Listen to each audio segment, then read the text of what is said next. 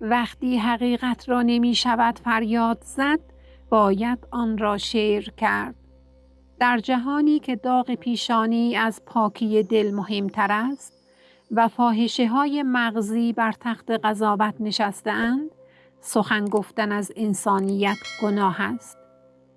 در این ویدیو با گزیده‌ای از تندترین جملات انتقادی از ریا، جهل و زهد فروشی روبرو می‌شوید. آینه‌ای از درد زمانه ما. ببینید چگونه واژه‌ها پرده از چهره جامعه‌ای برمی‌دارد که در آن انسانیت قربانی ظاهرسازی و ریا شده است. این ویدیو را از دست ندهید. پیشانی ارز داغ گناهی سیه شود، بهتر از داغ مهر نماز از سر ریا. نام خدا نبردن از آن به که زیر لب، بهر فریب خلق بگویی خدا خدا. وقتی دنیا به فکر تسخیر فضا بود، ما به این میاندیشیدیم که انگشتر عقیق در کدام انگشت ثواب بیشتری دارد. این جغرافیا نیست که جهان سومی بودن را تعیین می کند. آدم ها هستند که آن را می سازند. با این گروه زاهد ظاهرساز دانم که این جدال نه آسان است. شهر من و تو ای طفلک شیرینم، دیریست که آشیانه شیطان است. دردی که انسان را به سکوت وامی دارد بسیار سنگین تر از دردی است که انسان را به فریاد وامی دارد و انسانها فقط به فریاد هم میرسند، نه به سکوت هم. نه آرامشت را به چشمی وابسته کن، نه دستت را به دستی دلخوش. چشمها بسته می شوند و دستها مشت می شوند و تو میمانی و یک دنیا تنهایی.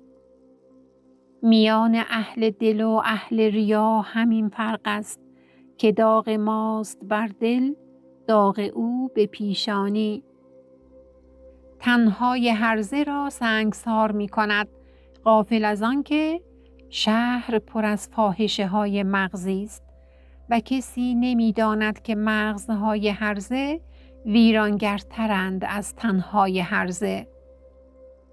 آرزوی من آزادی زنان ایران و تساوی حقوق آنها با مردان است.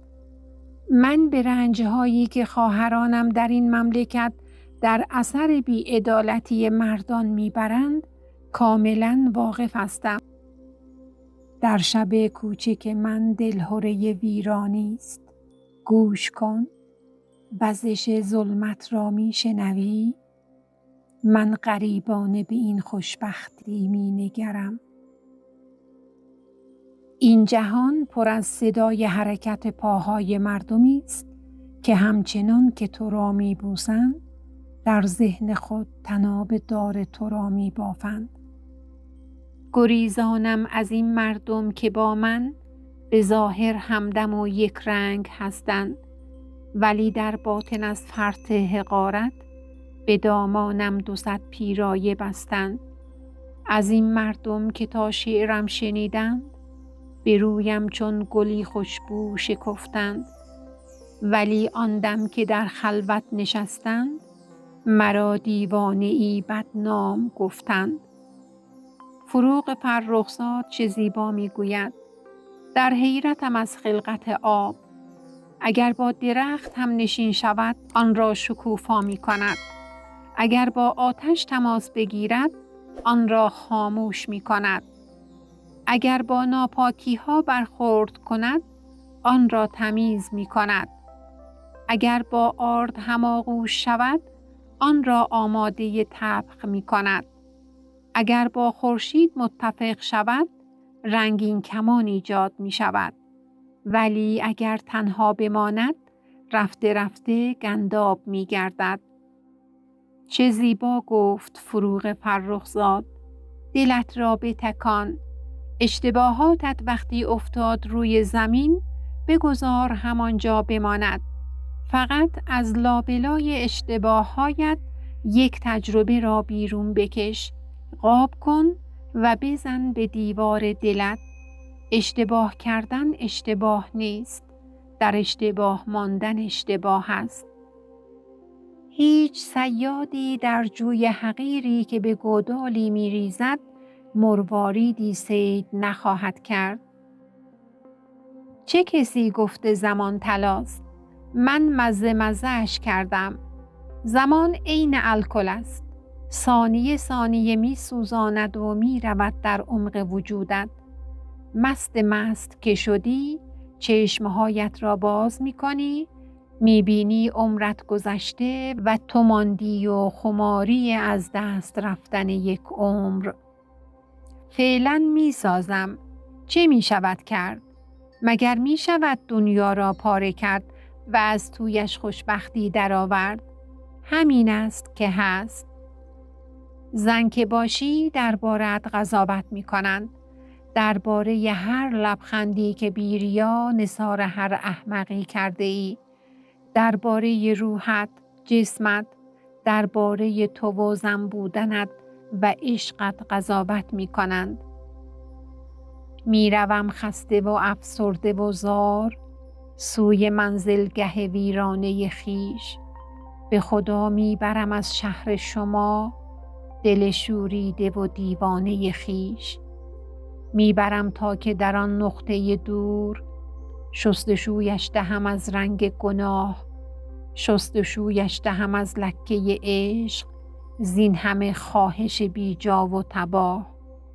می برم تا ز تو دورش سازم، ز تو ای جلوه امید محال. می برم زنده به گورش سازم تا از این پس نکند یاد وصال. ناله می لرزد، می رقصد اشک، آه بگذار که بگریزم من از تو ای چشمه جوشان گناه. شاید آن به که بپرهیزم من، به خدا غنچه شادی بودم. دست عشق آمد و از شاخم چید، شعله آه شدم صد افسوس که لبم باز بر آن لب نرسید. عاقبت بند سفر پایم بست. می روم خنده به لب خونین دل، می روم از دل من دست بدار ای امید عبث بی حاصل. اگر یاد کسی هستیم این هنر اوست نه ما. چقدر زیباست کسی را دوست بداریم، نه برای نیاز، نه از روی اجبار و نه از روی تنهایی، فقط برای این که ارزشش را دارد. آه اگر باز به سویم آیی دیگر از کف ندهم آسانت. ترسم این شعله سوزنده عشق آخر آتش فکند بر جانت. دلم میخواستهای من زیادند، بلندند، طولانی‌اند، اما مهمترین دلم میخواستهای من این است که انسان باشم، انسان بمانم و انسان محشور شوم. چقدر وقت کم است. تا وقت دارم باید مهر بورزم. وقت کم است. باید خوب باشم، مهربان باشم و دوست بدارم همه زیبایی ها را. کاش می مردم و دوباره زنده می شدم و می دیدم که دنیا شکل دیگری است. دنیا این همه ظالم نیست و مردم این قصت همیشگی خود را فراموش کردند و هیچ کس دور خانه اش دیوار نکشیده است. آری، آغاز دوست داشتن است، گرچه پایان راه ناپیداست. من به پایان دگر نیندیشم که همین دوست داشتن زیباست. کاش دلها آنقدر پاک بود که برای گفتن دوستت دارم نیاز به قسم خوردن نبود. گاهی باید دروغ را راست پنداشت و گاهی راست را دروغ. زندگی بی فریب خوردن سخت است. اینجا کسی از مرگ بشر ترس ندارد. ترس از شب قبر است و سؤال است و جواب است.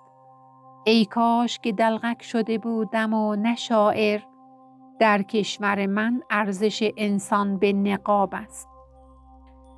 درد تاریکی است درد خواستن، رفتن و بیهوده از خود کاستن.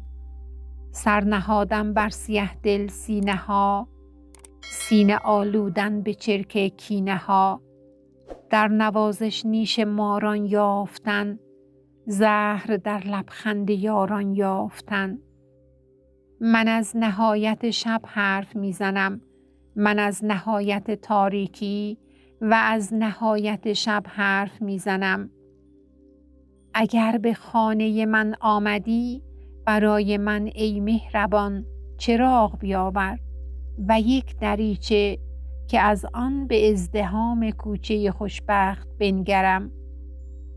مرگ من روزی فرا خواهد رسید، در بهاری روشن از امواج نور، در زمستانی غبارآلود و دور، یا خزانی خالی از فریاد و شور.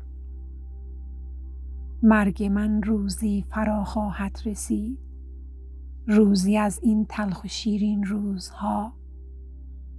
روز پوچی همچو روزان دگر، سایه ای ز امروزها دیروزها.